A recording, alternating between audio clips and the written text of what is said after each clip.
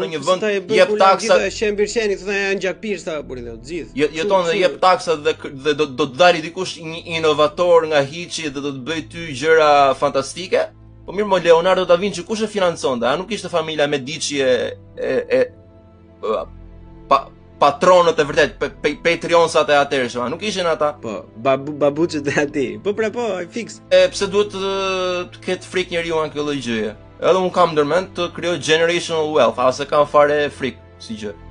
Po, krijoj generational wealth, të jem rehat për veten time, edhe ti siguroj brezat e mi dhe njëkohësisht dashuria ndaj artit, ndaj kulturës qëndron atje, moralisht nga ana etike morale je në rregull. Thjesht ke ca para më shumë se sa njerëz të tjerë, sepse di ti menaxhosh më mirë. Filozofia e të qenurit i pasur. Nuk do të ndalen te kjo skamja